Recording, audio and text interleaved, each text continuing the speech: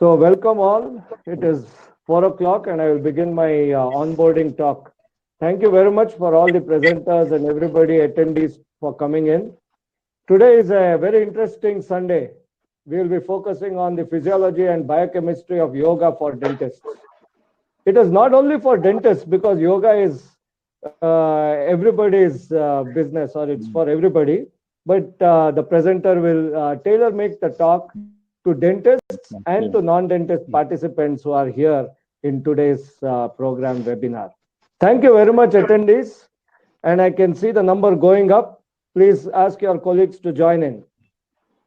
When we say the word yoga, immediately we start thinking of Surya Namaskar and the different types of yoga poses. Well, if you go to the root concept of yoga, it is not just got to do with the asanas, but also yoga refers to the union with the divine self. So what it emphasizes is that the divine consciousness and the consciousness in the individual both interconnect. And there are four types of yogas: Karma Yoga, which is the yoga of action; Raja Yoga, which is the yoga of discipline; Jnana Yoga, which is the yoga of knowledge; and Bhakti Yoga, which is the yoga of devotion. Aurobindo Ghosh, he said that you can mix all the elements in these four yogas, and then the concept of integral yoga was done. When we say yoga, we think of sage Patanjali, and we also think of the BKS Iyengar yoga, which was popularized across the world. Today, you have got several streams of yogas, including Bikram yoga, etc. Whatever it is, at Group Pharma, we believe that both smile as well as the laughter is the best medicine. I am Sunil Chiplunkar, MPharm Pharmacology, MBA Marketing, PGD HRM, and doing my PhD still part-time, VP Business Development at Group Pharmaceuticals. When we say laughter, it is the sound of people laughing because obviously they are amused or happy. And it is, medically speaking, the physical reaction in humans because of the contractions of the diaphragm. And it could be due to either tickling or humorous stories. There could be different types of laughters. There is a positive laughter, which a person will laugh to express his joy, like ha ha ha. There could be an embarrassment laughter. Oh, ha ha ha. A surprise laughter. Oh, really? Mr. Patil, sir? It's a surprise laughter. Confusion laughter. Oh, really? And then there is a nervous laughter. You feel nervous and then, oh, okay, like probably it reminds you of Shah Rukh Khan. Okay, that is the nervous laughter. And then if you meet somebody whom you didn't want to meet, then probably you'll give a courtesy laugh. Oh, hi, oh, hello, how are you? But anyway, there is a very interesting laughter called as the laughter yoga. Now, laughter yoga is a modern exercise where there is prolonged voluntary laughter. So they have seen that even fake laughter gives a lot of benefits to the persons who are participating in laughter yoga. Madan Kataria, a family physician, he started pioneering this concept and he wrote a book, Laugh for No Reason. Today, Hasya Yoga or laughter yoga is found in 53 countries with almost 5,000 laughter yoga clubs and 200 of them being in the US. Yes, when it comes to clinical studies, there is no 100% robust, double-blind, randomized clinical studies and trials done to know what benefits laughter yoga brings in. But it is understood that laughter yoga will relieve the stress, boost immunity, fights depression, and makes a person more sociable. As a consequence, he becomes a positive thinker. Hasya Yoga, referring to that, William Fry, a psychiatrist at renowned Stanford University, studied in a career of more than 50 years mirthful laughter, and he found laughter increases the circulation, stimulates immune system, exercises the muscles, and even invigorates the brain. So when a person has to practice laughter yoga, there are different types. The first is the greeting laughter, where he walks around with a namaste and then he shakes hands or looks at the individual and laughs. Ha ha. There is also the lion laughter, where you thrust the tongue out, widen the eyes, and stretch the hands out like claws while laughing. I will not attempt it. You can do it. I am a little embarrassed to do it. Right. There is also something called as humming laughter, where you laugh with the mouth closed and you hum. Probably it goes like that. The silent laughter is you open your mouth wide and laugh without making a sound. You look into the other people's eyes and make funny gestures. Probably it is how Charlie Chaplin used to make us laugh. There is also the gradient laughter. You start by smiling and then slowly increase the laughter level from a gentle chuckle. It goes on increasing to a hearty laugh, and then you come down from the crescendo to the baseline again. And then you come down from the crescendo. So then there is a beautiful laughter, heart to heart laughter. So you hold a person, maybe your grandson, maybe your son, and you have a laugh, a comfortable hug. Fake laughing is useful. It increases the level of endorphins and various happy chemicals and reduces the inflammation in the body. The smiling and laughing activates the release of neuropeptides, which are tiny molecules like dopamine, endorphins, and serotonin, which make you feel better. It helps reduce the heart rate. When you look at children who are smiling and laughing, you feel happy, don't you? That's because children are known to smile 400 times a day.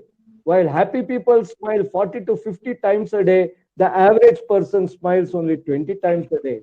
The Face Research Laboratory at the University of Aberdeen said that when a person makes eye contact with the other individual and smiles, that is the best way of communication, and smiling is infectious. In a Swedish study, various pictures are presented to the individuals who are participating in the study. And then when a smile picture was given, the researchers asked the subject to frown, but he was unable to frown. It was very difficult. So smile is truly very infectious. There is also an interesting facial feedback hypothesis. What this facial feedback hypothesis states is that if you are smiling, the neuropeptide happy chemical level goes up. And when the happy chemical level goes up, again you smile again. So it's a two-way street. So all in all, you see that smiling and happiness is very important. And dentist is the person who makes you smile and laugh confidently. And smile and laugh is very important for success. So if you go to a dentist, don't think he's there only to take away your pain. He's actually going to make you smile better without hesitation because he's going to remove any anomalies. And the benefit of good dental health, you will have improved socialization, excellent social skills. You will have confidence. It contributes to child development. And there is also a very good contribution to executive look. There is development of emotional quotient. It will make you a better husband, wife, or friend. And it strengthens the learning behavior. So definitely focus on oral or dental health. And we at Group Pharmaceuticals believe healthy smiles matter. We are partnering dentists across the world to create healthy smiles and laughter with excellent products like Shy XT and Shy NM, which are bioactive glass toothpastes. We have Elsens, which is the fluoridated bioactive glass. Omnident is excellent for bleeding gums. Fresh Chlor is the virucidal mouthwash and throat gargle. So our products, in a way, support your well-being and your journey in yoga. Avoid contact greetings, ladies and gentlemen. Come on board. This is a wonderful session. And remember always that a dentist does not just take away your dental pain. His or her contribution to your life can be life-changing. Consult your dentist and he will change your destiny by boosting your smile value and confidence. Thank you very much. And I now hand over the session to Dr. Srilata Madam. So Srilata Madam, you can please take over. Yeah, thank you, Mr. Sunil. That was a very nice presentation. So on behalf of Sasomi, we would like to welcome all the participants and the panel over here. So before we begin, I request Dr. Nagesh Kikari to give a small welcome speech. Dr. Nagesh. Good evening. As a part of the webinars, Dr. Sasomi has now arranged a very interesting topic by Mr. Raghavendra Patil. And Sasomi to bring in not only technological advancement between India and Japan, but also of the general topics which are helpful to the general public as well as to the professionals. And this idea of Sasomi was conceptualized by a few professionals from the Indian side and Mr. Suhas from Japan. And this was formulated last February. And we had planned a lot of activities, but due to Corona, we could now only restrict to the webinars. And we have a number of webinars, seminars on general topics which are helpful to the general public. And I'm sure talk by Mr. Raghavendra Patil will be useful. I thank Pharma, Mr. Sunil, for sponsoring this webinar. Over to Dr. Srilatha. Thank you, sir. Just a brief introduction about our SASOMI group and our activities. So I would like to tell you that SASOMI is South Asian Society for Oral Maxillofacial Implantology. And our motto is bringing passion and vision for long-lasting smiles. SASOMI, in collaboration with Japan Association of Maxillofacial Implants, is bringing about the first India-Japan collaboration in dentistry with a vision of promoting oral health in South Asian region through advancement of academics and restoration of oral function, and a mission of promoting clinical research and training in the areas of oral health.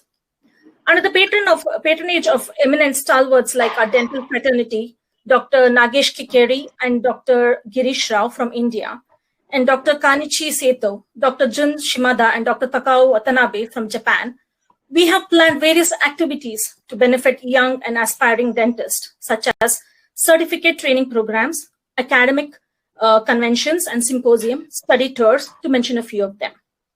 Since this COVID times, SASOMI has been organizing online webinars under two broad themes. Bharatiya Parampara series, where talks by experts on Bharatiya culture and traditions, and professional development series, where the talks by experts for professional knowledge sharing. Today, under our professional development series, we have organized a talk by Dr. Raghavendra Patil on biochemistry and physiology of yoga for dentists. Let me now give a brief introduction to Mr. Patil. Mr. Patil is a certified yoga trainer by Ministry of Ayush. He has various degrees under his belt, such as MTech in biochemistry, Bachelor of Pharmacy, and an MD in alternate medicine. He has authored a book titled Divided, focusing on diet, yoga, and attitude for the well-being of a body and mind. He has conducted over 200 yoga sessions as an executive lifestyle coach for over 380 plus health aspirants. Today, we have the privilege of listening to his talk on the basic aspects of how yoga works in our overall well-being. Over to you, Mr. Patil. Thank you. Thank you, Dr. Srilatha. It's my pleasure. You told so much about me. I think we should go to next slide and we should start our session. Can I go to my slides? Yeah, thank you so much. Okay. So before going for this session, I would like to basically emphasize on just 2 minutes of or some seconds of deep breathing, and then we will start it. So let's keep our both the hands over our knees, keep our backbone straight, take a deep breath, close your eyes,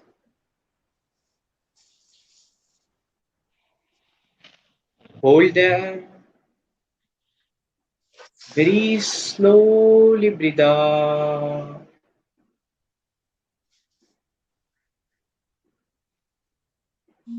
Again, breathe in. Relax ourselves. Slowly breathe out. One more time. Take a deep breath.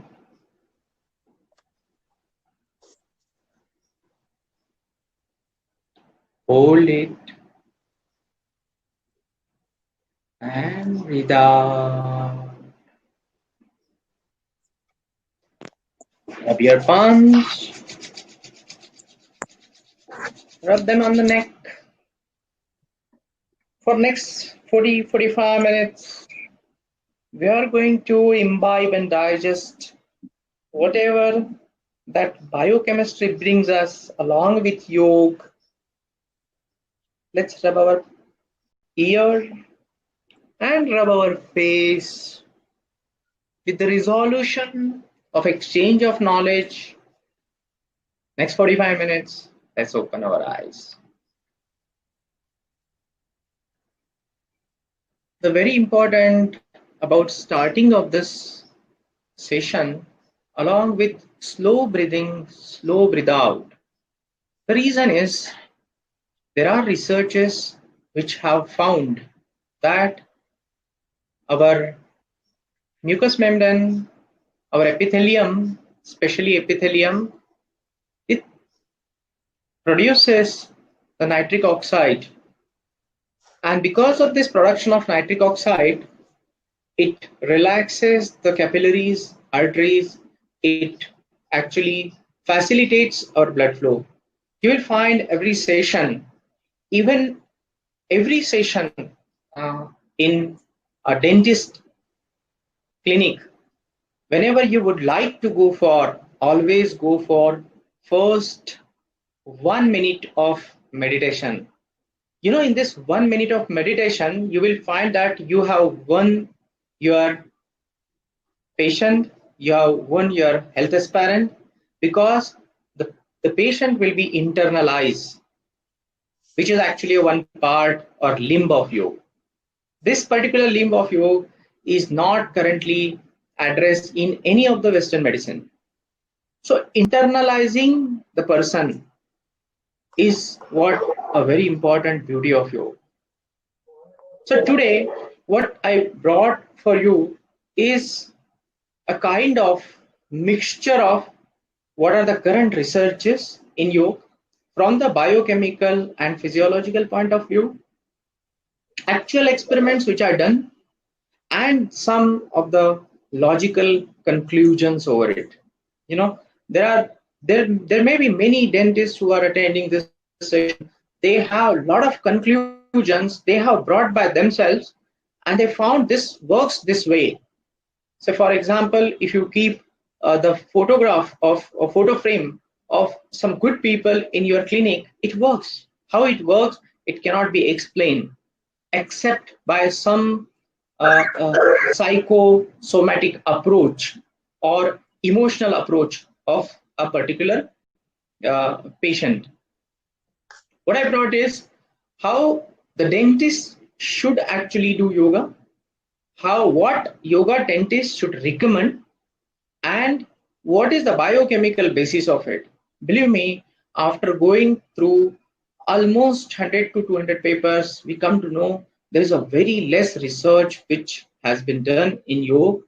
And I reached to almost those people like Satbir Singh, Khalsa ji were doing a research in Harvard University and found that it is very limited portion of it has been checked. The reason is we don't have parameters to check, and if there are parameters, the clinical trial takes a lot of time, as well as it takes a lot of complications. It brings out a lot of complications.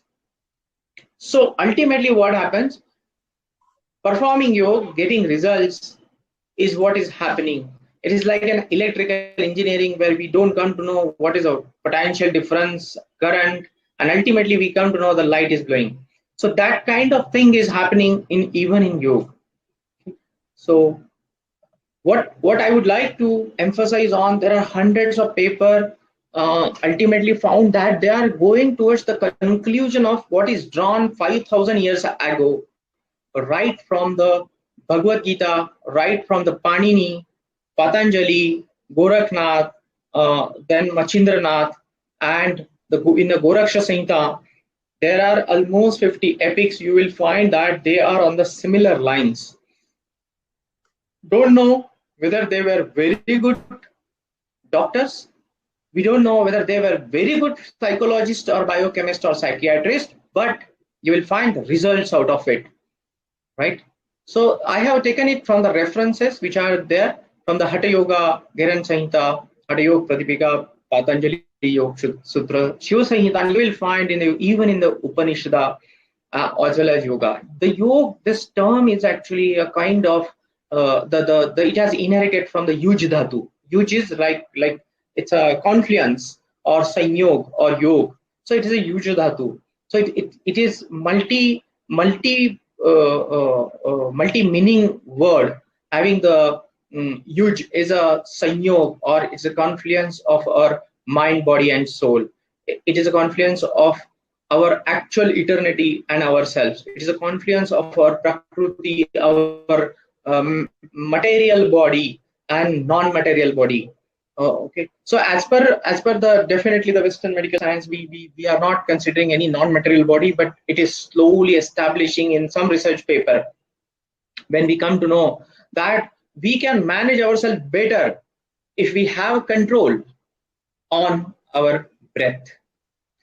As a dentist, the first thing the dentist should know about it ourselves is that control on breath. If you control on breath, you're definitely concentrated. I remember when even I went to dentist at that time, when I didn't know what is floss, right?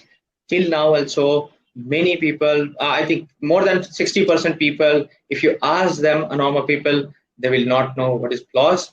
But the dentist, it's the dentist who actually gives this information about the floss to the patient. So when I went there, I found that the expression of dentist, approach of dentist towards the patient, and his expression, his reaction matters a lot to the patient. And there comes the yoga. Though the yoga, this word is formulated 5,000 years ago, and currently it is only people see it as a asana, which is very equivalent to the physiotherapy or very equivalent to the physical postures of our body. It is not like that. It is a very tip of the iceberg. The definition of yoga itself are different. Yoga karyasu kaushalam means whatever we are doing, if we are doing with the full efficiency, then that is yoga. Very simple. And that also releases serotonin, that also releases oxytocin and dopamine and the enkephalins and endorphins. That is also true. So karyasu kaushalam is also yoga. Samatvam yoga uchyate. If a person who is not economically strong, he comes to the clinic, and the person who has a very high political contact come to the clinic, if they both are same for you, you are a yogi. That is also definition. This is also definition when there is a sanyog, or it's a confluence of your prakriti and a purush. Purush is what they say it as a Shiva, or the energy which is inside us, which doesn't have any Shabda Sparsha Rupa Rasa Gandha or any dimensions or smell or any kind of physical existence, but it has existence as an energy. The confluence of that is also yoga, which is known as Raj Yoga, right? So yoga has a different levels. We'll come to that. There were n number of previous definitions of yoga set by different saints, and ultimately Patanjali, who was a disciple of Panini, who has written a grammar, and Patanjali has just classified it very proper taxonomy of yoga, and properly it has given the limbs and steps of yoga. These limbs, you will find that they start with very simple thing, that is yama.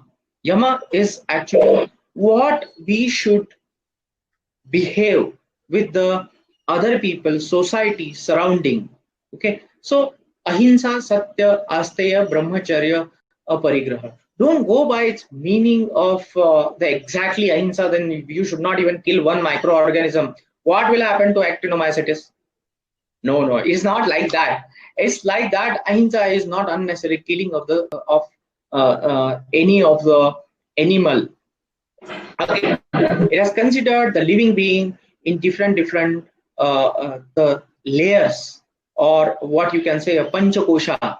So you will find that as the layers are more and more pure, the animal or the organism has more and more pure and better existence. So ahimsa is related to unnecessarily killing. So satya, say true, asteya. So no, don't steal anything. Be contented with what we have. Brahmacharya is not exactly a complete celibacy, no more progeny. It's a like unnecessary expenditure of the what nuclear energy we have, which according to Ayurveda, which is actually the rasa, rakta, asti, majja, and lastly it is shukra. It is a very pure form of energy, which is like responsible for even a thought and will that we should actually control.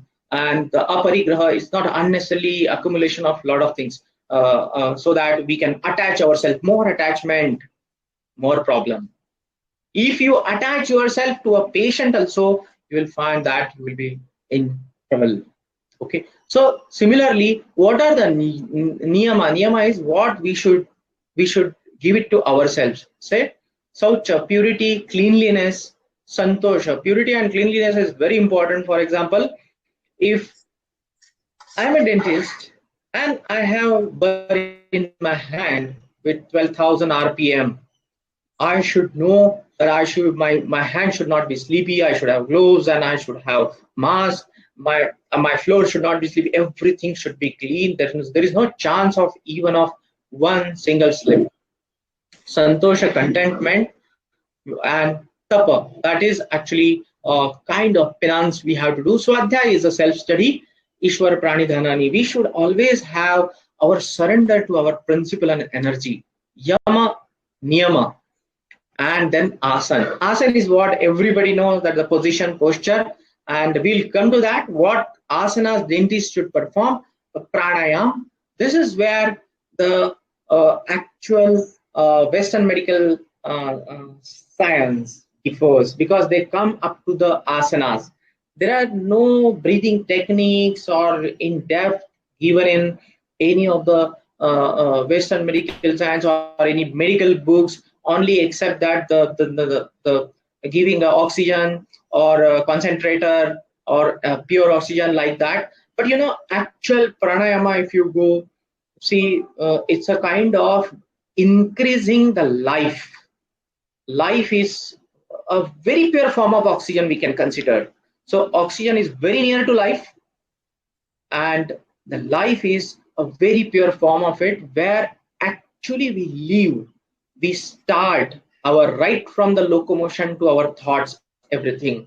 So pranayama is actually controlling, increasing our own life by bringing a proper control over our respiration.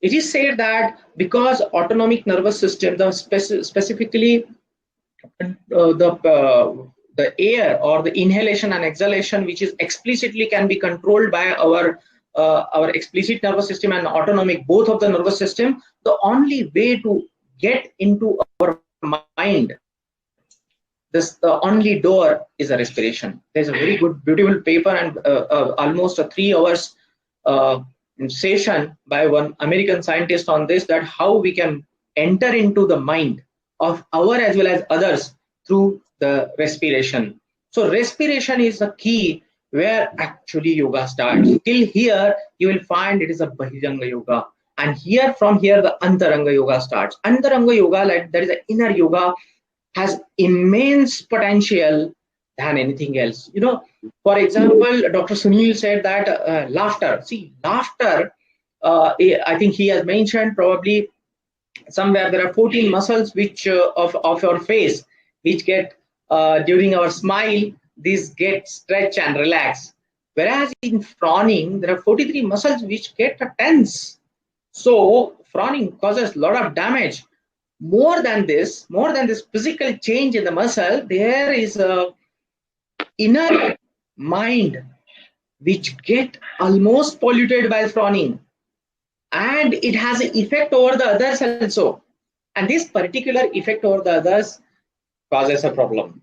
So pranayama is actually a technique by which we can accumulate like a seed accumulates the pran from the soil, the water, and it grows. So pranayama is actually a breath control, and because of that, we have to grow our own life. Coming to pratyahara, this is somewhere again inside our mind it is going. It is a refraining actually from the sense organs. Refraining from the sense organs, that does not mean that we should not enjoy the sense organ.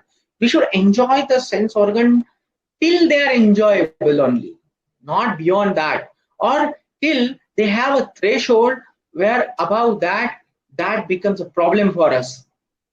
Every sense organ has its own control feedback mechanism, and every sense organ has its mechanism to give an effect on other sense organs.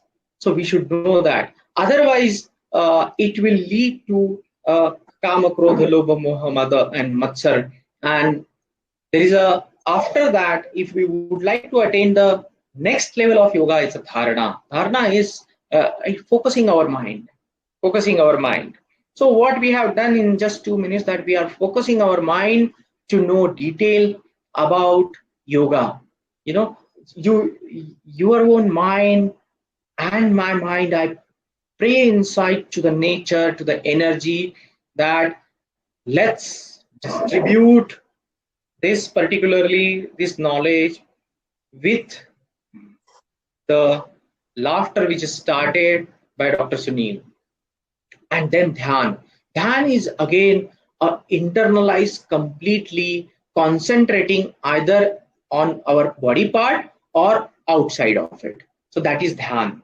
And then finally samadhi, where actually super consciousness occurs. Samadhi, you will find that there are different people who have different sense, who have given the different kind of approach. You may have a Nadanusandhan, you may have the Omkar Nad or Omkar chanting inside you, and this will have a completely different attainment of your body, mind, and brain, where you will be completely free of diseases. You will be completely free of any desires. At the same time, you have a large potential for everything to do, everything. But at the same time, you're very healthy. These are the limbs of yoga. Okay, let's go to yoga for dentists. Okay? In the interest of time, you will find that, see, this is the print screen which I got from the nature.com, and it is very clearly indicated that there are so many suicide which occur because of the stress dentist is getting through. You know, dentist is one person who is always have a pressure of 12,000 RPM bird inside his brain, because even a small slip of his leg from the pedal, okay, it leads to a very big accident. That is not there in case of any surgeon. There are always people around it. The dentist has only one, because there is only one bar. Very, very, very crucial. In mouth, accept it. Everything is delicate. Everything is delicate. And that is why the dentist himself cannot come to know how much pressure he is going through. He'll come to know when the complete RC is done, everything is over, and then he will say, "Whew." Remember, breathe out by mouth is actually giving away the pran. Breathe out by nose is actually breathe out. So breathe in by nose, breathe out by nose. Every dentist should have this habit that after every 5, 10, 20 seconds, you should have, okay. The thing is, the position which is there by the procedure of dentistry or surgery, you will actually bring your own senses again to that point where you can perform better and better. The stress is the important thing, and we are going to see how can we get rid of stress through yoga. You know, what is the imagination? What is the reason of the stress which is developed? The dentist who is doing his sincere job, he knows very well that even one single mistake can cause a very big accident in the mouth. and the patient is thinking, or the person is taking a hammer and a drill and actually trying to just drill me wherever it is possible. No, it is not like that, and that generates a lot of problem, specifically from the patient point of view. That as a dentist, we should always give a kind of some yoga to this patient also. Tell him to breathe in first, breathe out. First of all, it will cause a psychological effect. Second, it will cause a person will actually trying to close eyes.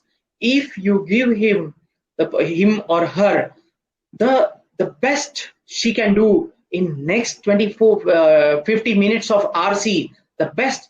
The first of all, the patient has that kind of timidness, the inputs by other people who have done the RC, and this particular thing will be actually wipe off within those 2 minutes.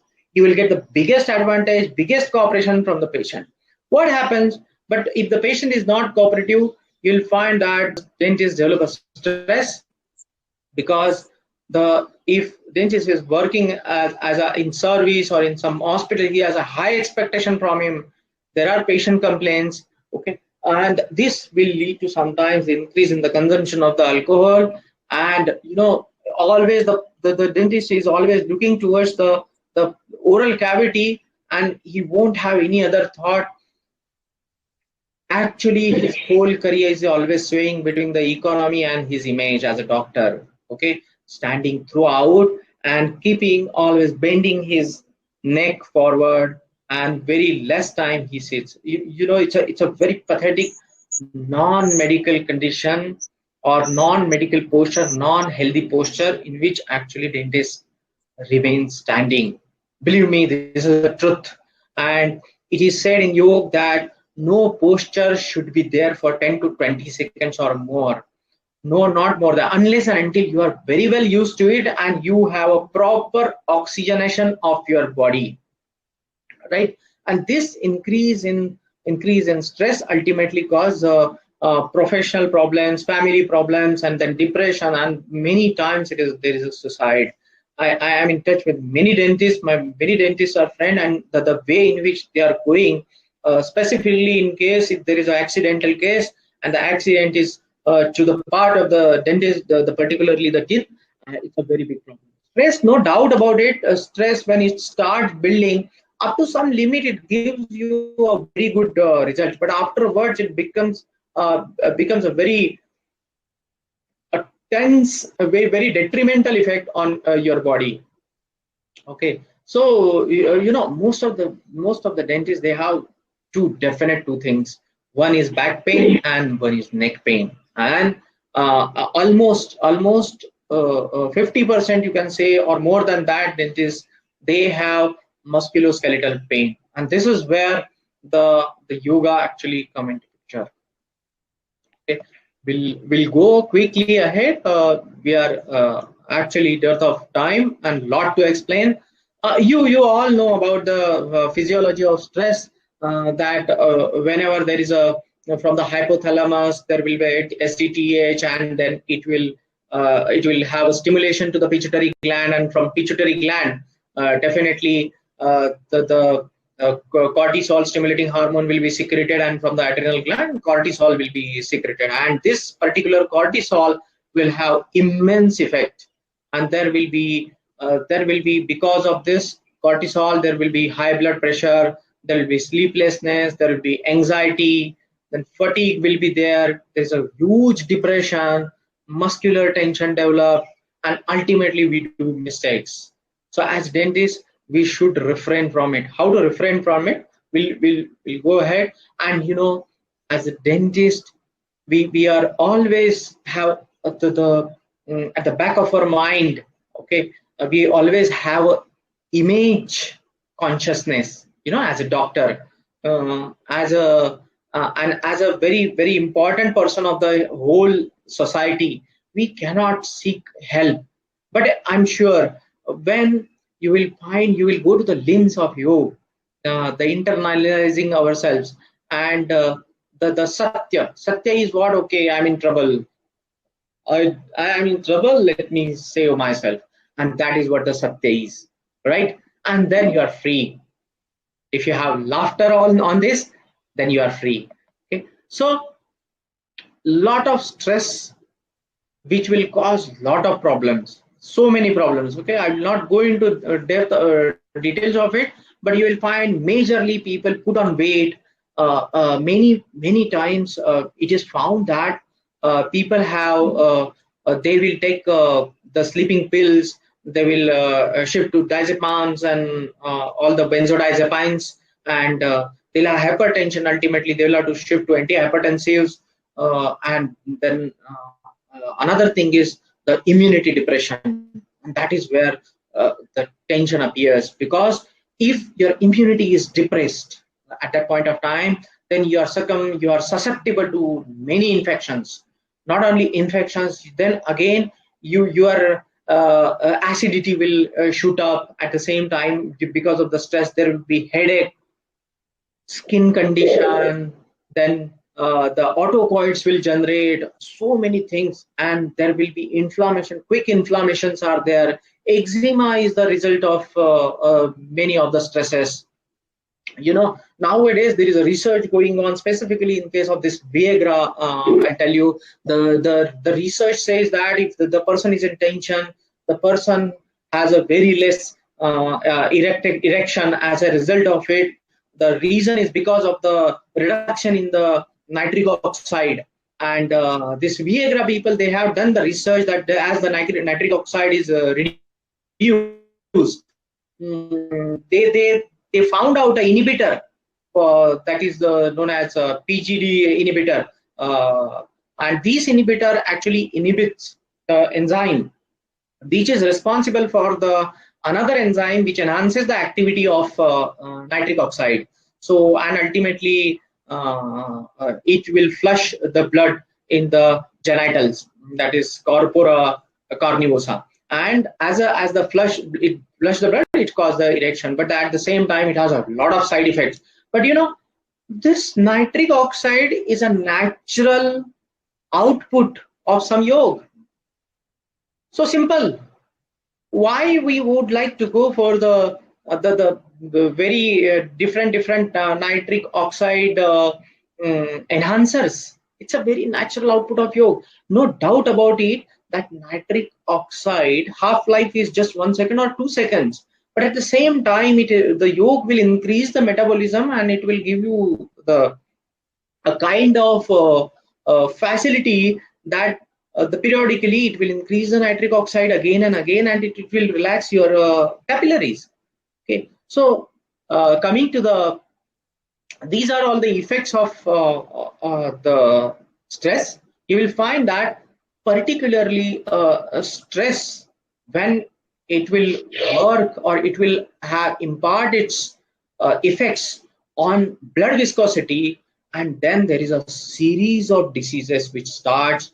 Your clotting will enhance, your then blood pressure will increase, then your cardiac problems will arise, and similarly it will have also effect on the aldosterone as well as the angiotensin, and then cytokinins also. So you will find the right from the urination to the blood flow, it will actually affect. How yoga works, that will come to know.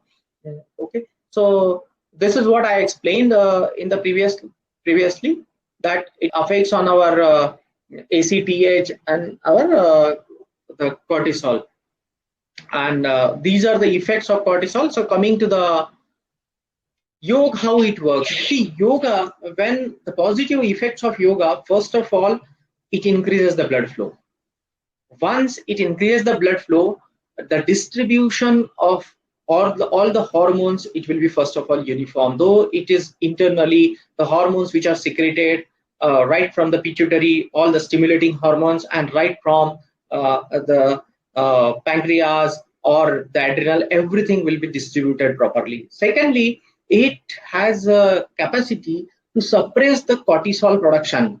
So you will find that if you come to know that our cortisol level over the anxiety period increased, and you perform yoga, automatically it will have the depression. There are a number of mechanisms which are actually under the research currently.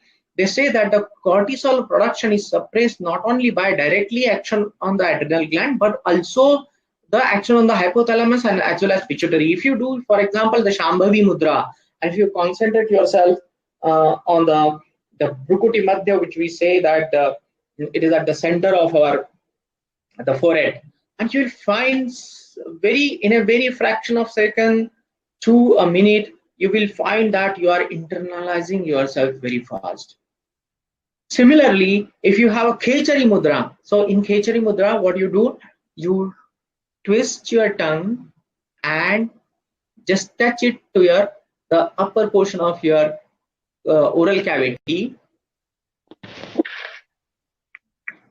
and you will find that you can have a controls over many emotions. Khechari Mudra. And in the same thing, you will also have a control over your anxiety. You will have a control over your short temper. You'll have a control over your stress. Rather, you are actually segregated from your emotions. Segregation from the emotions is also done by yoga. Mechanisms or the biochemical proof of it, they are slowly getting established. The reason I'll tell you, see, the person from Japan got what his name is, Dr. Noroshi, I think. He got a Nobel Prize on the apoptosis by intermittent fasting, and the concept of Ekadashi and Chaturthi is there in whole India, right? So it is the Nobel Prize is given to actually Ekadashi or Chaturthi, okay, for that. But it is established right from the 5,000, 10,000 years ago. So yoga works on the nervous system. How it will work on the nervous system? Because of the blood flow, definitely you will find that each portion of your body is oxygenated. Nerve conduction is better because there is a proper exchange of the ions. Okay, ultimately our nervous system, which works on the 95 millivolt of current, which will be proper axon conduction will be there. Okay, as a result of it, there will be proper musculoskeletal conduction, there will be proper muscular conduction, neuromuscular conduction, proper conductions occur.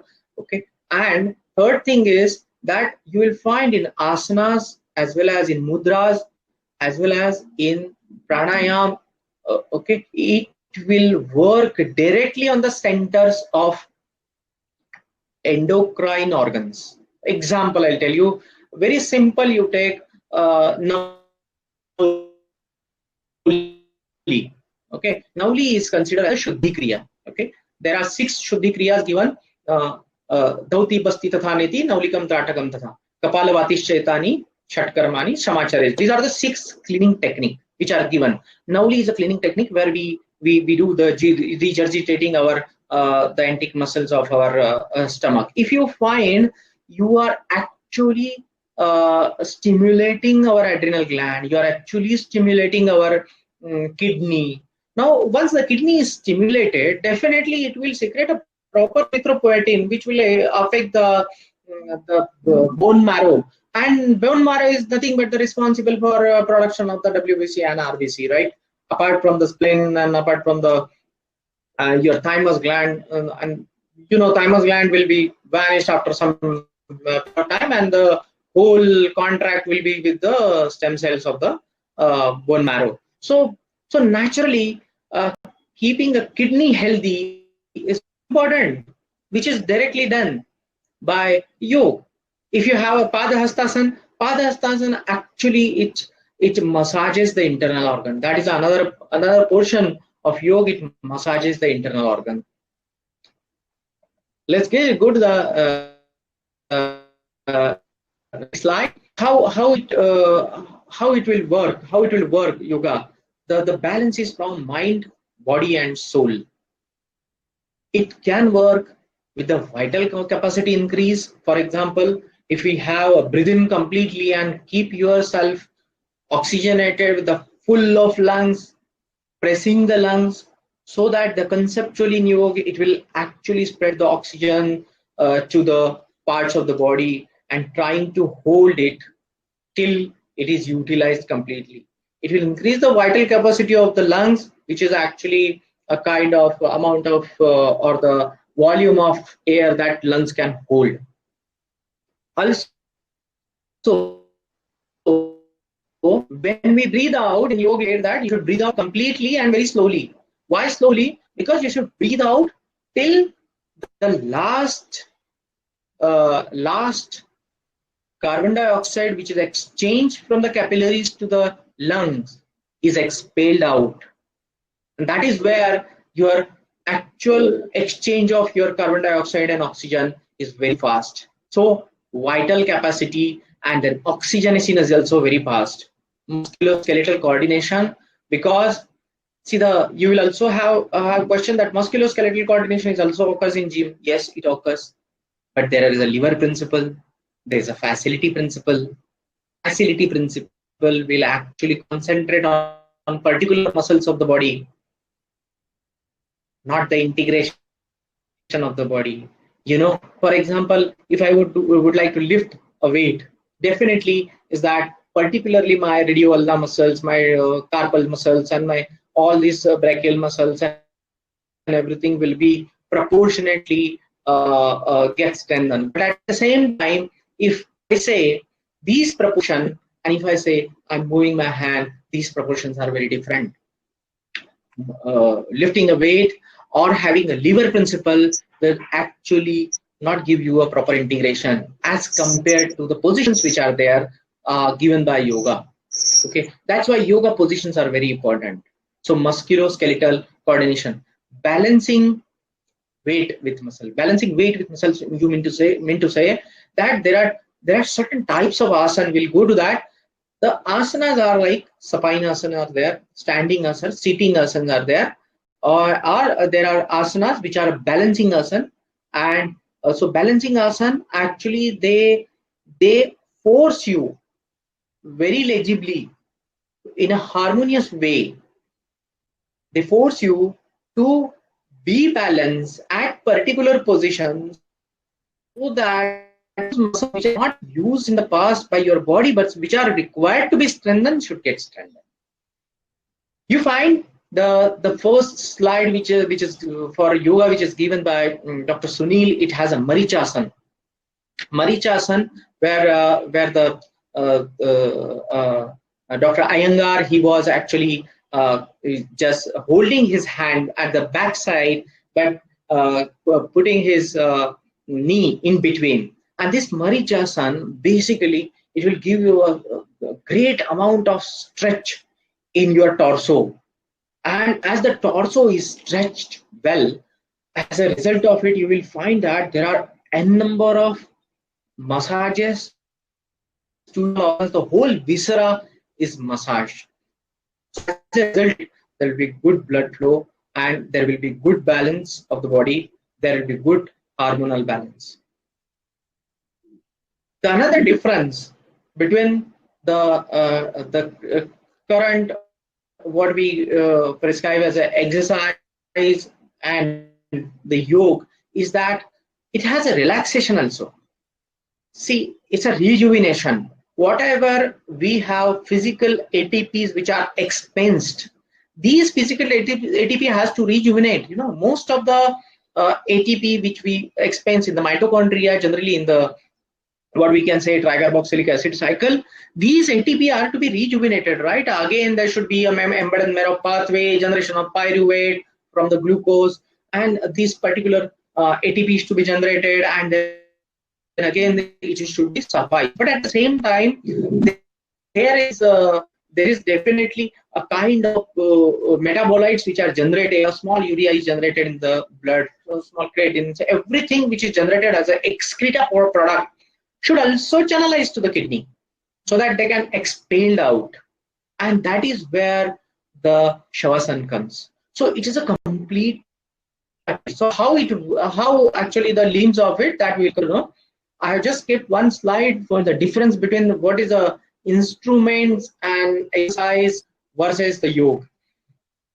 but I think everybody knows the only key point which I could say that the instruments and lever principle gives us impulse. The yoke actually it downs our impulse. It gives us more, or it gives us a kind of very harmonious, very appetite.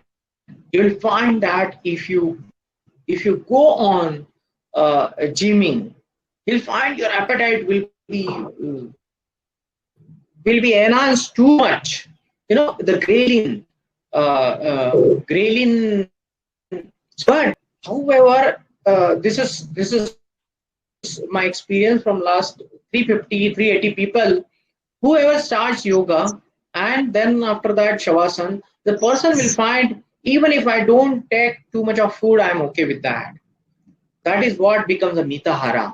And you know, the absorption capacity of our stomach, right from the stomach, duodenum, to small intestine, large intestine, and up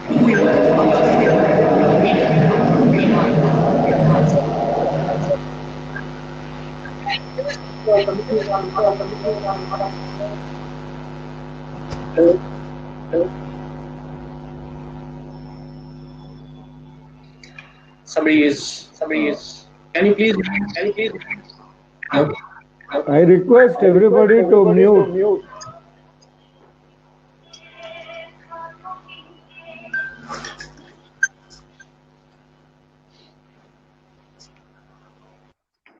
Patil sir, you can continue. Thank you so much. Appreciated for this small break. I could drink a sip of water. So you will find after the yoga you will be energetic, feeling energetic and contented. After the exercise, probably you will feel tired. Okay, so sometimes it is an expenditure of life or bringing a life together. That is the difference. See, these are the major poses which I request to all the dentists. So, for example, first of all, child pose. If you see, we should always go for child pose because it will actually press the complete. So, the second, which is a head to knee pose, or it is a half yoga mudra, what we can say. Here again, you will find one leg is folded and another leg we have to touch our forehead to the knee. This is the second pose. Beach pose or Kandarasan or Setu Bandhasan, it is said. You'll find the whole weight is on the shoulder. This is very important for dentists because dentist is always forward bending always. We have to have a backward bending asanas also. Cow pose, you will find cow pose 1 as well as cow pose 2 is there, where the pat is protruded up. One other side, the pat is protruded, or the tummy is actually towards the floor. Those are also very important. They are to be done with the backward bending asanas also. The reason is very simple, that during forward bending asana, again, those who have the cervical spondylosis, they should refrain from it. Or for the backward bending asanas, we should not. It should be the people who have kind of operated with hernia or having a problem in stomach, they should avoid it. Important thing in this, that there should be a complementary asana after every asana. If there is a left bending asana, there should be a right bending asana of the same, or there should be a complementary asana. So for example, if we do dolphin phase, we should do the breech pose. So similarly, eagle pose is very important for dentists because it is not only for the stress, but for the sake of the keeping a health of our both the palm and the carpals, right? The dhyan is very important. Then corpse pose. Finally, the corpse pose is very important. That is the shavasana. It's the most difficult pose, where we have to imagine every part of our body, bring our chitta or our man to our mind to that part. Imagine that part and relax it. Believe me, in 5 minutes you will have the complete travel of your body. You'll bring a kind of calmness in the whole body, and there is a process in the core space to come back very slowly, and then start your day. So apart from this, you will find the Utthit Padasana, or a leg up pose, or the Viparit Karani, what we say. This is also very important. This is considered as a forward bending asana, because ultimately the angle between your leg and your the leg, the hip and the face, that is less than 180. So these are the asana which dentists should perform every day.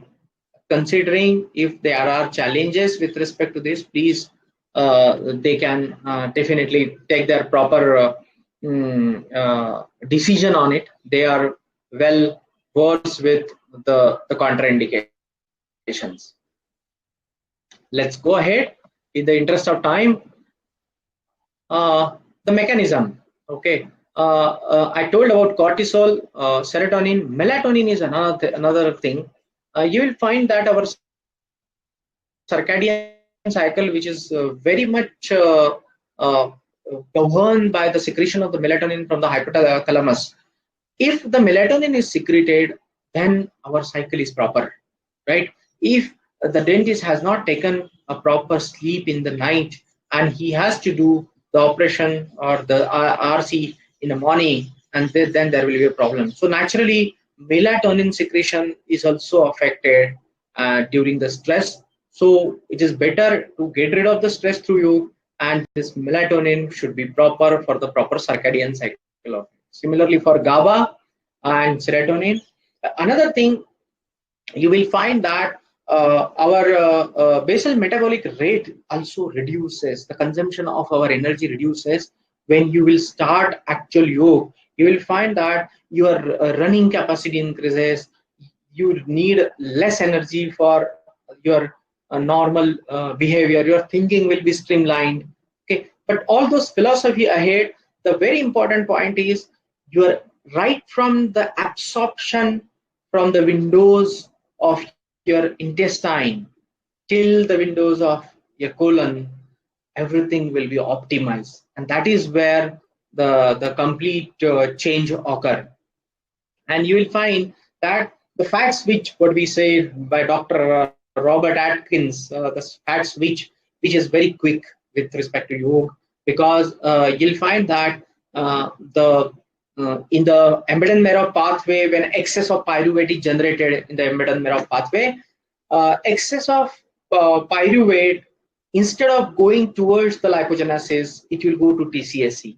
This is because the person will be agile, the person will be smiling, the person will be actually active. As a result of a TCSC, tricarboxylic acid cycle or Krebs cycle will run very fast, very quickly, and you will get the extra amount of energy. Your mood enhances, right? Improved consumption of oxygen, that is what, because the TCSC is operates well, fast.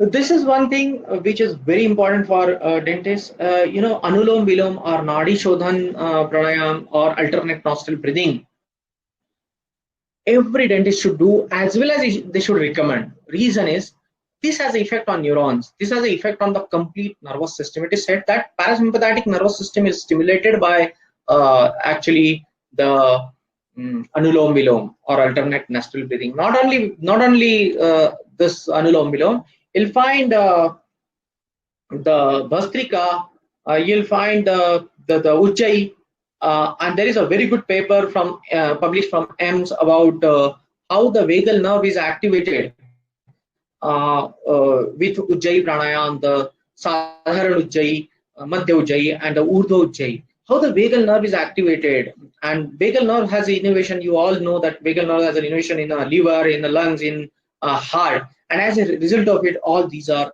slowed down or controlled. Okay, this is exactly opposite of the sympathetic nervous system effect, where the epinephrine or the norepinephrine they generate, and ultimately they cause fright and flight effect. Exactly opposite of it, are the effects of the Nadi Shuddhi or Ujjayi Pranayam. And these effects you will get not by doing Ujjayi Pranayam 1 or 10 minutes. It should be long and it should be regular, right? Let's go to the next slide. Very important. I think I covered this one. Let's go to next. Very importantly, yoga has both the effects, physiological as well as psychological. So biological effect we have seen. Psychological effect, you will find that the only door to reach our mind is our breath. I have seen so many people who controls breath, who can control many things. Very important point, you will find nitric oxide. I mentioned about nitric oxide, and there are a lot of research which are going on. Nitric oxide is one of the neurotransmitter also in our nervous system. It has a very small half-life period, and that is why you will find people who are above 40, they will start with different problems because the generation of nitric oxide in the epithelium layer reduces, and this reduction is responsible for then the thickening of their arteries, then the deposition. Nitric oxide also prevents the coagulation of the platelets in our capillary. As a result of it, if you perform yoga, a number of different exercises which are given by the physiotherapist, you will find a lot of them on the YouTube as well as in the research papers. The important point is that there are n number of yoga which naturally gives you a generation of nitric oxide in your epithelium. No doubt that you should consume L-arginine and citrulline, which are the precursors of nitric oxide. Time to time generation in the arteries is very important. So people who are constantly under the stress, they will actually lose their capacity of nitric oxide, and you will find that capacity of generation of the nitric oxide in the epithelium layer. You will find because of this, there are a number of different things which will actually occur. The person will have to take the aspirin, and then there will be anticoagulants. The person will have high blood pressure. Person will more suffering from the diabetes, the high blood pressure, high sugar, and then there will be a lot of receptors. They will get engulfed by the sugar, and then particularly those kind of diseases which will appear, which are caused by this accumulation of sugar or glucose on those receptors. These particular nitric oxide, it will relax the capillary. It will not allow to coagulate the blood. Your blood is thin, as well as it will have a better erectile function, and it has definitely a connection with your heart. So cardiac health is ultimately governed by the nitric oxide, and nitric oxide is governed by yoga. Very big researches are going on because this has a huge potential. You know, you will be surprised that nitric oxide outside is actually poisonous. In the artery or in the capillaries, specifically in the epithelium layer, it is not poisonous. But outside, if you consume nitric oxide, it's a dangerous thing, right? So there is nothing like nitric oxide tablet. Okay, so be careful about this. Okay, these are some of the effects of nitric oxide here given. I think I have told almost all of them. And there are a lot of researches which are going on, particularly with respect to yoga and nitric oxide. People have given theories like moving hands, raising the dumbbells, or moving hands in front, sitting down halfway. It will actually generate the nitric oxide. But you will find Utkatasana, where we have to sit down with bending your knees, keeping your thighs parallel to the ground. Itself is a generation of nitric oxide, which is also used for Utkatasana, is used for generating the new capillaries, cardiac capillaries or cardiac arteries inside the heart. Right, Dr. Hegde from Bangalore, he has very clearly proved in his one of the sessions that we use Utkatasana for this. So researches are there. In the interest of time, we'll go ahead. Nitric oxide is bad as well. It has a bad as well as the good effect. It has its own induction of apoptosis also, and it has its induction of too much of nitric oxide can inhibit also. Apoptosis, it is also carcinogenic in a very high amount, okay, but it restricts sometimes the carcinogen.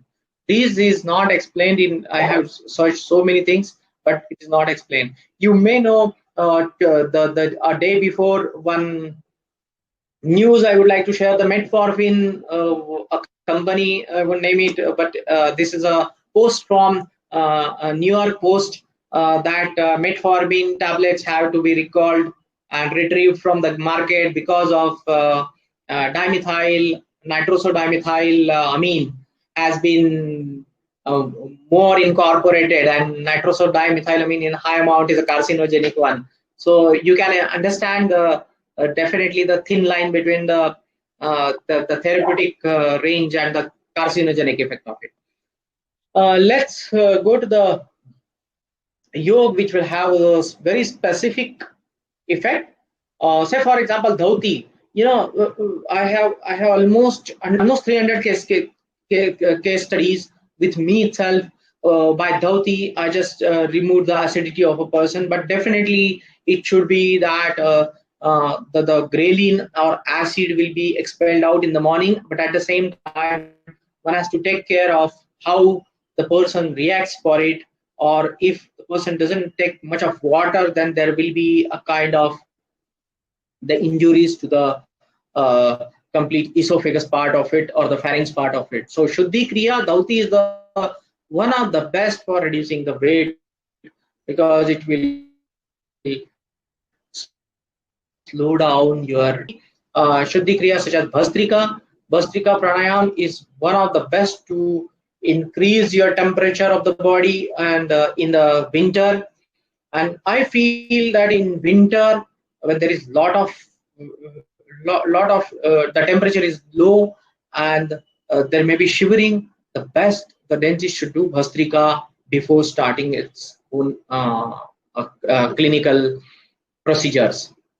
Shambhavi Mudra for concentration, Shavasana we see. Shitali and Chitkari, which should be also be advised by dentists. Shitali is just make a tunnel of your tongue and inhale.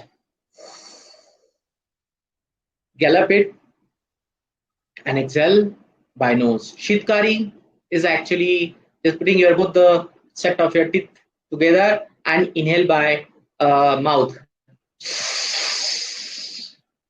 Swallow the air and exhale by nose. Both of them reduces the craving. Both of them reduces the enhanced or increased blood pressure, right? Both of them reduces the temperature of the body. Needless to say that whenever the temperature outside is very high, generally you will be breathing in by left nostril, which is known as Chandra Nadi, and when the temperature is low, you will be inhaling by right nostril, which is the Surya Nadi. That is what our respiratory center in the brain decides according to the temperature control zone of our hypothalamus. So stress, it depletes glucose. During the stress, you will find the glucose will be depleted, and as a result of it, immediate glucose increase is also there. But here, in case of yoga, you will find the sugar will be available through lipolysis also. That is where, and also by glucagon. So that is where the anti-stress effect will be there, right? Then oxidative DNA damage, that is also reduced, and there is a very big theory behind it at the cellular level, how it works at the cellular level, because when you will find that when you control your respiration, enhance your respiration beyond certain limit, there will be there will be a reaching of oxygen to each and every cell in an ample amount, more than the required. And it is actually like you have oxygen cylinder with you. It's actually like you are working with the help of concentrator. So that kind of condition if comes, that will actually enhance your output as well as rejuvenate your body. It is also clearly mentioned in the paper that DBP, that is a diastolic blood pressure, it will reduce and it will keep your systolic blood pressure same. As a result of it, definitely the cardiac output will be very high, and Stokes law, it will give you a very good cardiac output, very good reaching of blood to the different parts of the body. Okay, so we have also seen the reduction of preprandial glucose level, proper level, that is also seen. These are some of the conclusions which I'm giving, papers which I have shown to you. So how should be the schedule of yoga? Let's come to that, and then we'll control very quickly. First of all, you should have Shuddhi Kriya. Then you can have a Sukshma Vyayam. Sukshma Vyayam is a macro yoga just for freeing up your body joints. Okay, all the 6 types of joints you should free up. Okay, very simply. Then you should have sitting, sapan, standing, twisting, asanas. Then you should have pranayam, and finally you should have shavasana. There are different teachers who say shavasana can be done first and pranayam can be done later, but it is currently both are okay.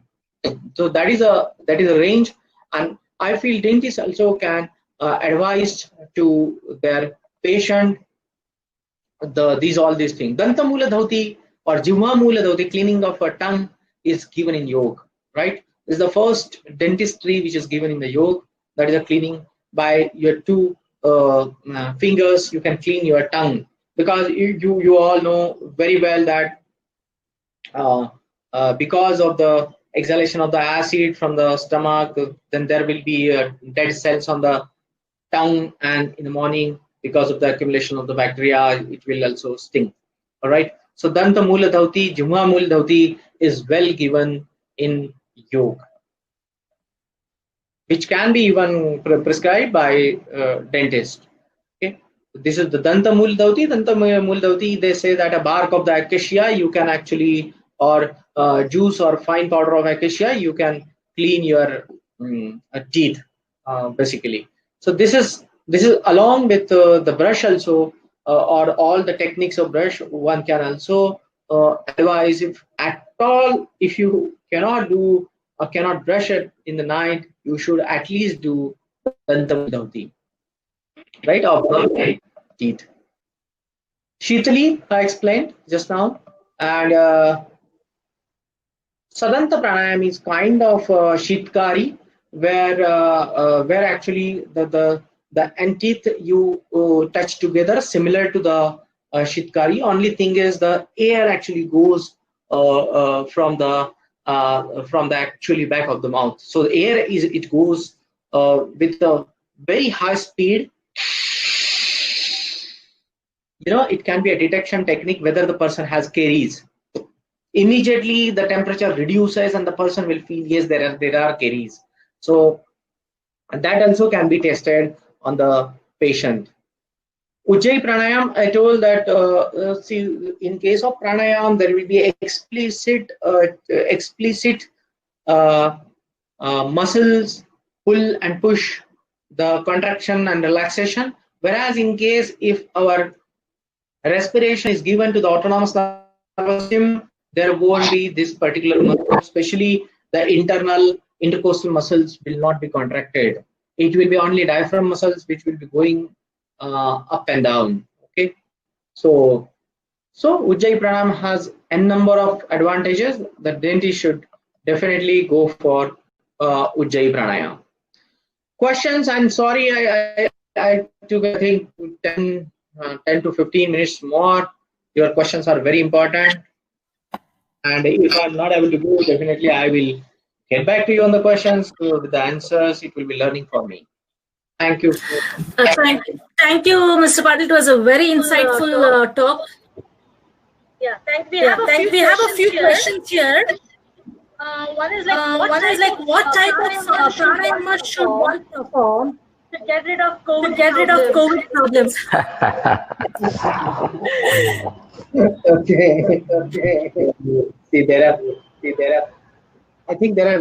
There's a. I request. I think people should mute other people when one person is talking.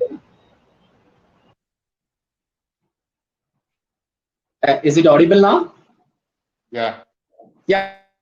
Thank you so much.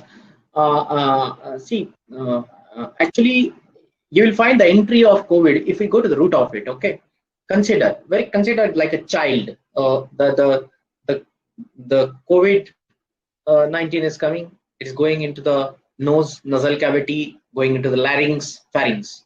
It has a station there now. It has not gone to the lungs.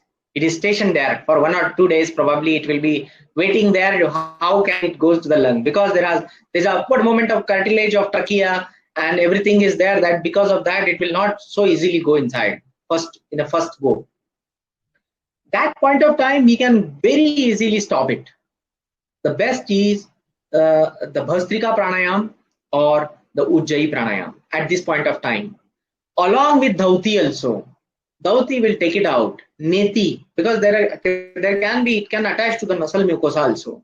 Okay, so at least hot water with hot water, warm water, Dhauti is there, but Dhauti should not be done after taking lunch or dinner. It should be done in the morning. See, in every laryngitis or every pharyngitis, you will find that you will get a kind of sensation a day before.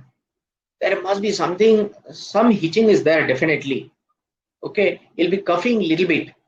At that point of time, if you perform this pranayama, it is good. Once it has gone to lungs, then it won't work.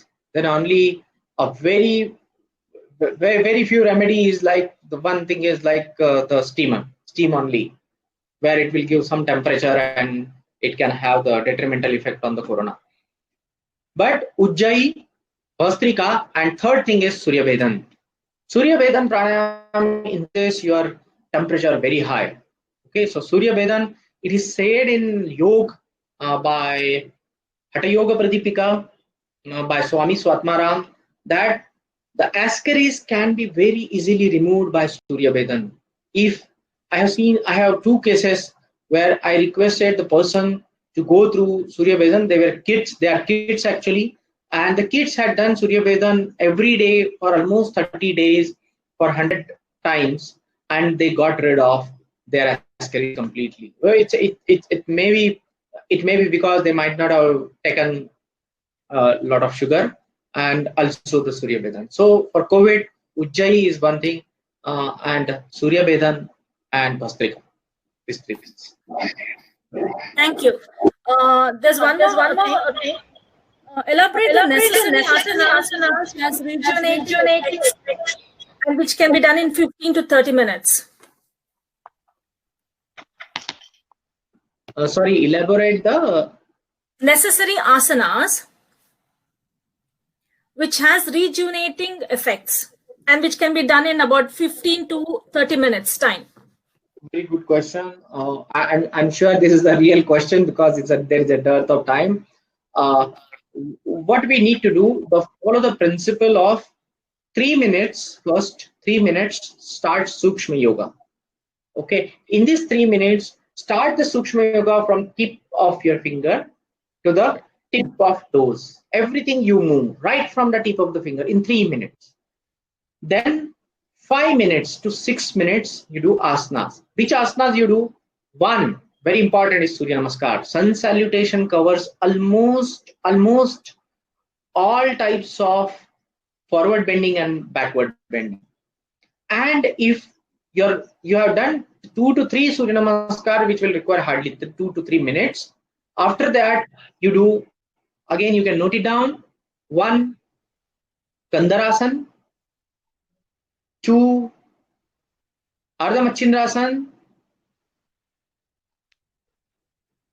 3 Vasishthasana, 4 Matsyasana, and 5 Naman Mudra, or people say Shashankasana with the Vajrasana. Okay, these 5 asanas, and after that you do Bhastrika and Shavasana. Believe me, 15 minutes, it's done. It's done. 15 minutes. We got so many case studies that these 15 minutes itself, now they are so passionate by yoga, they give 2 hours because their rest of the time gets saved. Okay, thank you. Is there a specific time, like morning or evening, to do the yoga, or empty stomach, whether you can take in some liquids like water or even coffee, or any specific things like that? Very, very good question, I think. See that time-wise, you'll find that number one condition is that your stomach should not be filled, okay, more than say 1/10. Okay, rather it should not have anything. The better time is morning, because you will find that when you wake up till 8 o'clock, your steroidal concentration increases slowly. Okay, 8 o'clock is the highest steroidal concentration, highest proper balanced steroids in your body. So morning is the best time. After your cleaning process of Dauti, Neti or Basti, everything, you can start your yoga. If it is not possible, yoga, what you can do, you can try for 10 minutes, 3 minutes, or even 60 seconds principle. 60 seconds principle work very fast, because 60 seconds will register you there. I have done yoga. Then after coming from the office, after returning from the office, what you can do, you can start whatever that is left out. You will find that in the evening, if you do, where you have spent sufficient amount of time after taking a meal and you have not taken it anything else, only thing is that you should not drink too much of water.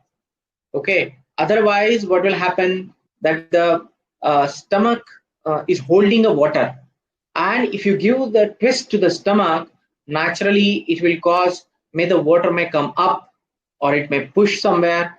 As a result of it, there are chances of hernia. Okay, there are chances of uneven pressure in your torso. So that is not accepted by the body. Second, you should have, whenever you are doing, you should have the supporter.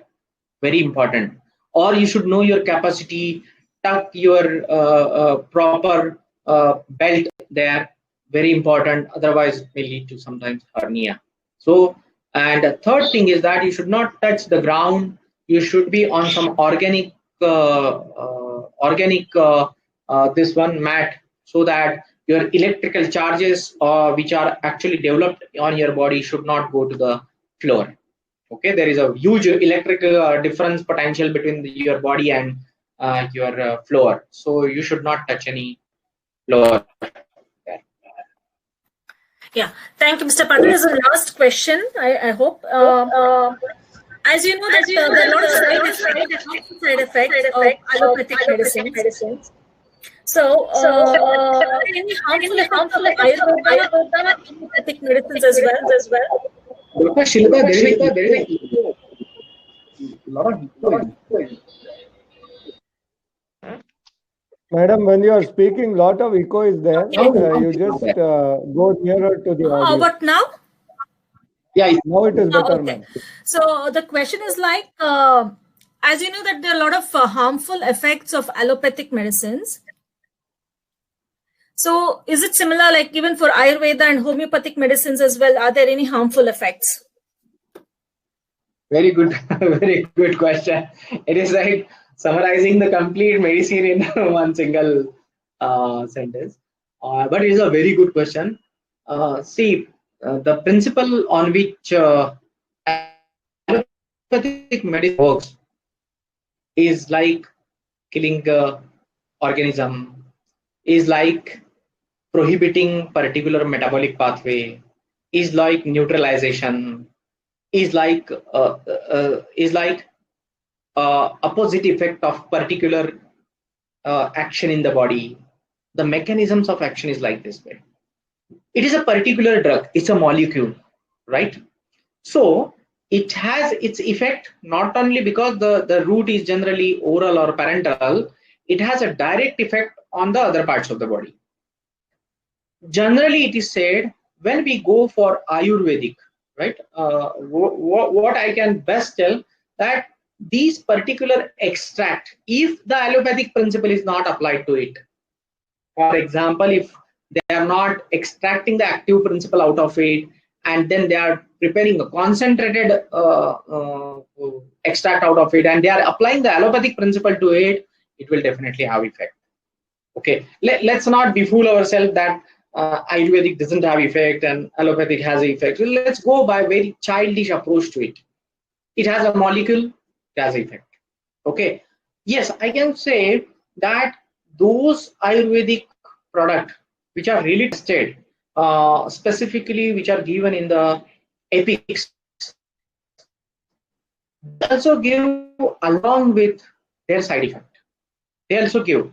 So it's not like that it doesn't have effect. I'll tell you one very very important, very conspicuous example. The Spearman Fort, which is for prohibiting the excess of the masturbation in the teenagers. It has a detrimental effect if you go for too much of Spearman Fort.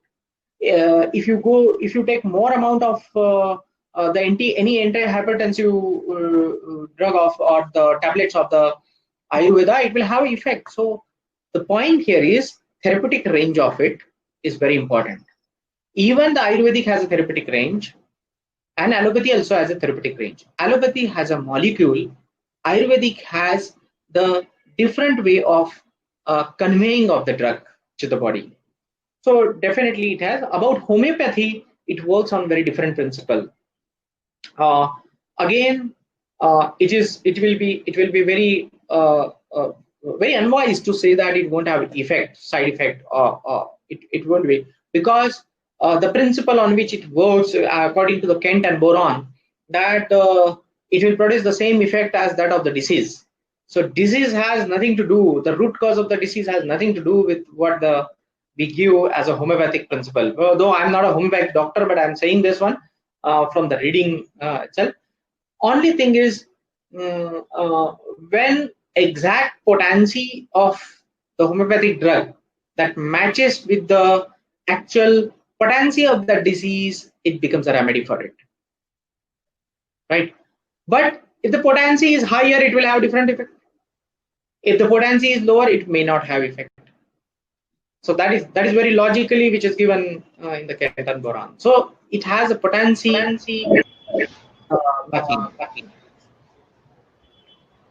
So basically you're telling that if it is in a balanced way, it will have minimal or no effect as far as Ayurveda and homeopathy is concerned?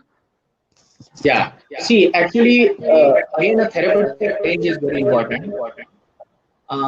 But again, it is not a generic rule. It's not a generic rule. Correct. See, there is an echo, I think. There is an echo because of audio disturbance. Some people, I request you to mute except the presenter.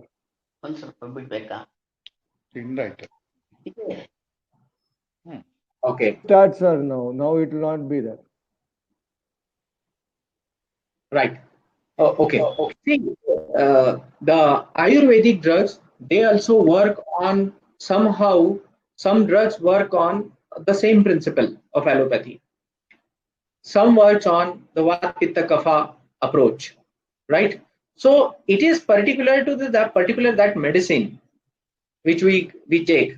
I know that, okay, if we drink Mahasudarshan Kada, the whole bottle, we won't have much detrimental effect. But that we cannot do with the nitrofurantoin, or that we cannot do with the diazepam, right? So definitely the effect extent is less, but we cannot say it doesn't have effect. We cannot be blind, right? No doubt about it that the effect may not be too much of detrimental, but I'll tell you one example. Say, for example, if too much of Suvarna Bhasma, if you take, it will have effect on kidney, right? We cannot deny it. As a as a viewer, very proper scanner to the body. If you take too much of oro compounds or suvarna bhasma, it will definitely have effect on the kidney. Or if you take too much of digitaxin purpurea or digitalis, it will have definitely much more effect on the heart. There are limitations of it, and of course there is one more important thing, which is an idiosyncratic effect. Everybody has a different effect. We cannot have generic rules there. The person is suppose a pitta pradhan, and I'm giving him a lot of asafoetida, hing. I'm giving him a lot of masala. Okay, considering that the person's vigor in the life will increase, it will have effect.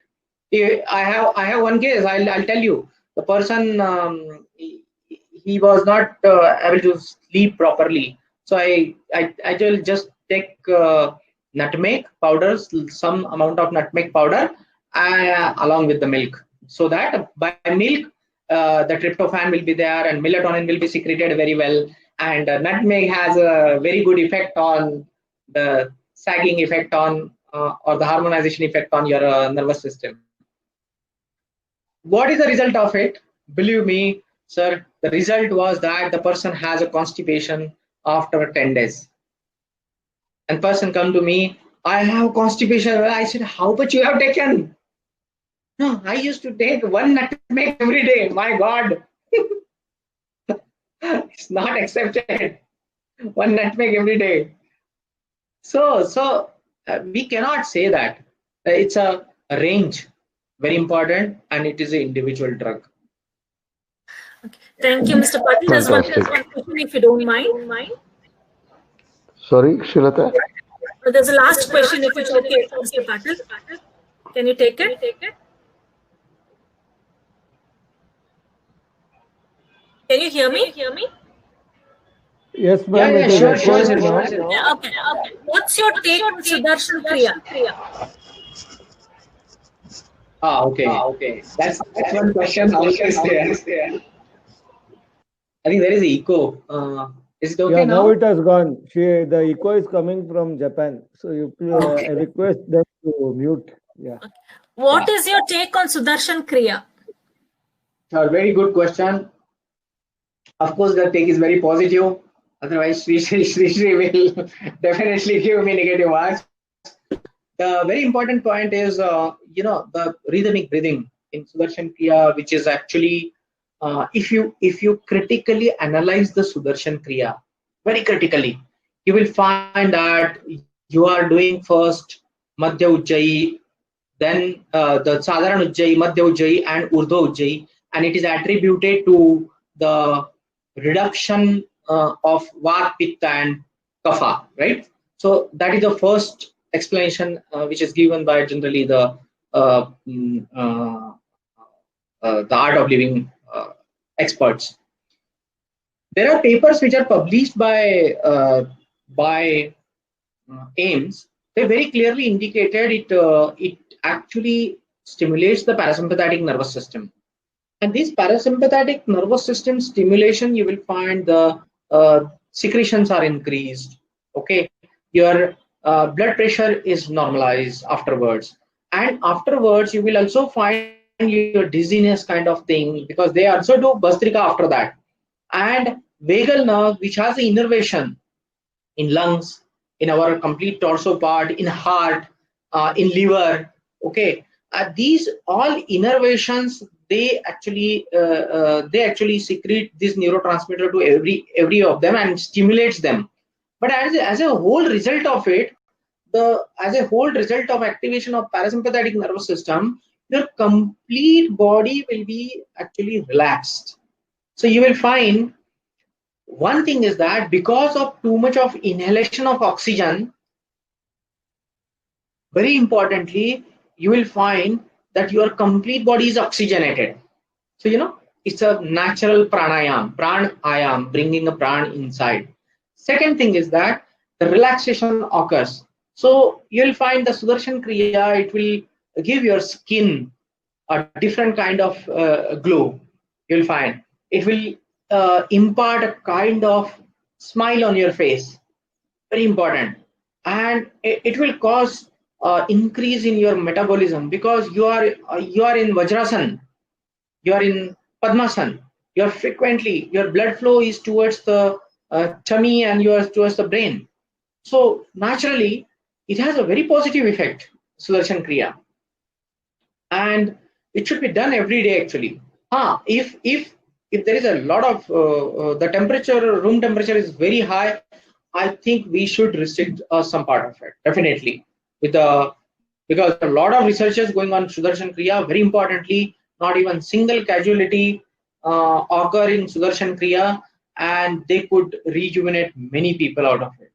Specifically, when you actually leave yourself completely towards devoted towards the Almighty, your own energy, which is known as Shiva, and you actually pump yourself with your lungs.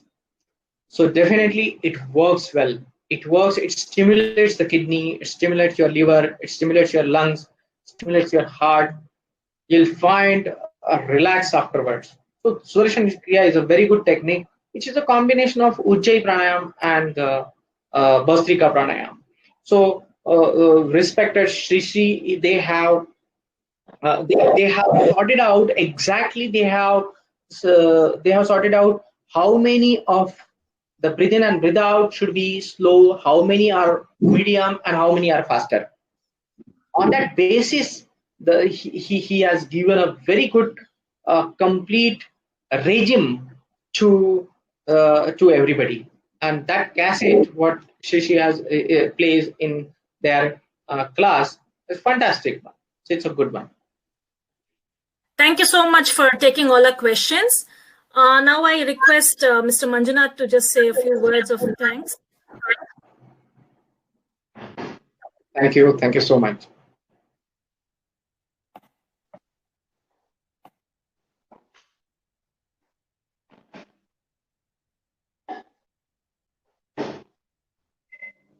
You mute Markom. You are not audible, I think. You are okay. muted, sir. Sorry. Please No. Okay. Sorry for that, because I had muted because of this thing. First of all, I would like to thank Mr. Raghavendra Patil for his wonderful insights about yoga, asanas, and associated with science and medical fields and various things like Ayurveda and this thing. So one basic thing comes to my mind about yoga is that yoga ballavaniga rogavilla. That's what they say. The man who knows the yoga properly will never get a disease or a disorder. So that is what I see in you. And this knowledge, what you have with the scientific explanation, needs to be made aware to large mass of people, which I would love to see getting benefit from this. And you are one of the greatest ambassadors in that area, I would say. And I would request you to make this type of awareness to many people. Specifically coming to the dentists and dental hygiene and dental testing, you were excellent on that, and you made our lives much easier, knowing that what we should do to be healthy, to give health to others. So that is again a wonderful thing. Thank you, Mr. Patil. Excellent for that.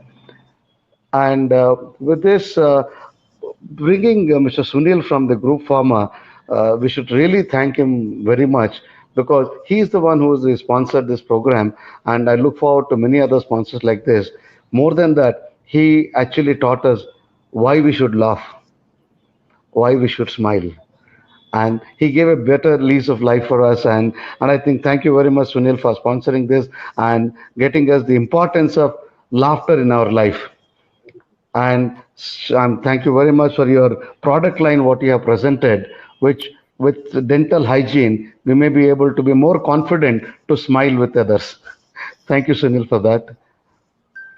And I would like to thank Dr. Nagesh and Girish Rao for leading this Sasomi to a stage where we have been useful for some people, where we are trying to do this thing. Thank you, Nagesh sir. Thank you, Girish, and everybody. And Srilata, wonderful coordination and wonderful conducting of all this. Thank you very much, Srilata, for it. And more than anybody else, all the people who have joined us. At one time, I had almost about 100 people on the webinar. Without them, with this program would not have been very successful. And I would like to thank them. And I hope it has program has really benefited you guys. And we look forward to you on various other programs what are going to come up. Coming to the last but not least, again, Mr. Patil, you're excellent in knowledge and in presentation, and look forward to know a small bit of what you know, and that will help thousands and millions of people to bring back life, in a better profession. Thank you very much, Mr. Patil. Thanks. Thank you. Thank you, Mr. Manjunath, and thank you, Mr. Patil, once again. We thank everyone for joining today's webinar. Please follow us on our Facebook group for regular updates and announcements. Our next webinar on professional development series will be about how dentists can manage money. And we'll be announcing it shortly. So looking forward to having all of you there in that webinar as well. Thank you so much. Thank you, everybody, for coming. Thank you. Thank you very much. With due permission, I will close the event. Thank you, sir. We can end the webinar.